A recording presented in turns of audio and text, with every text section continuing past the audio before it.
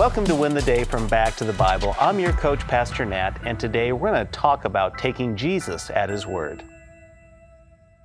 Jesus always draws a crowd. Even those who hated Him could not resist being drawn to Him.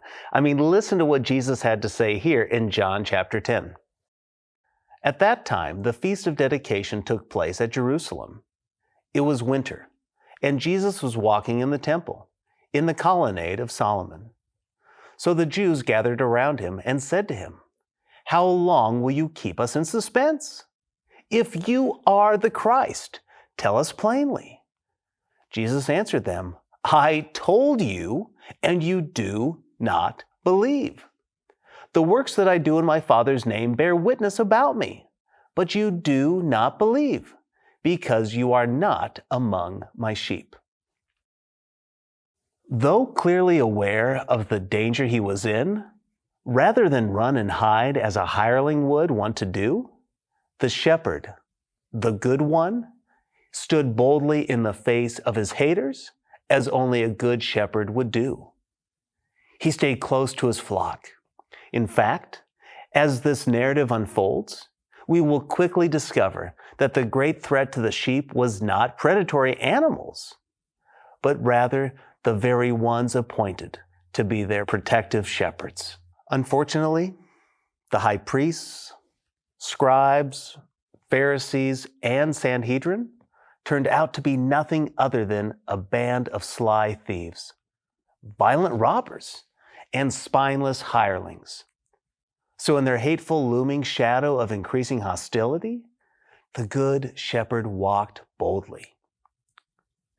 Increasingly, the people were coming to believe that this carpenter from Galilee was actually the fulfillment of the long-awaited promises of a coming Messiah. He had turned ceremonial water into the finest of wine. He had healed from a distance the dying son of a well-known synagogue ruler. A lame man with 4 caring friends had, at his command, stood and walked home without a minute of physical therapy. A hungry crowd of over 5,000 men plus women and children, they ate freely from a biscuit and fish lunch that Jesus miraculously multiplied. That had been followed by a walk on the waves and the calming of a raging storm simply by the sound of His voice. And just that day, a well-known blind neighbor whose eyes had never seen a sunrise was suddenly given 20/20 vision, both physically and spiritually. Not many days from now, Jesus would call from the grave the 4-day deceased brother of Mary and Martha. His powerful teaching had repeatedly arrested the attention of the masses.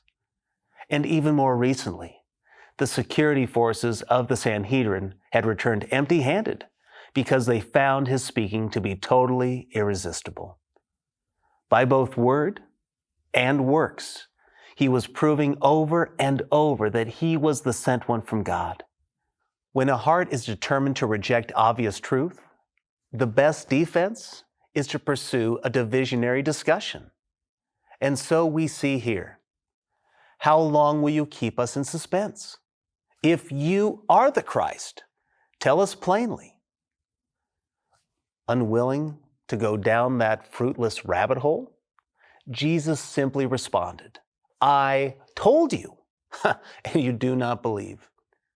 Since the man born blind discovered that believing is seeing and believing is hearing, Jesus' answer cut straight to the heart of the matter. They had over 353 prophecies that being fulfilled right before their very eyes, day after day. So it was neither deficiency of information nor absence of demonstration that hindered their belief.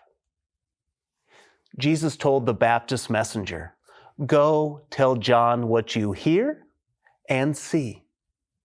The blind receive their sight, and the lame walk. Lepers are cleansed and the deaf hear. And the dead, they are raised up, and the poor have good news preached to them.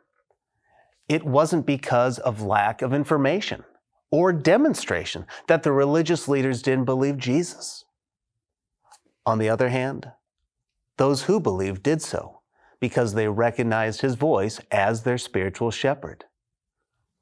The religious leaders wanted a plain answer to the question of his identity.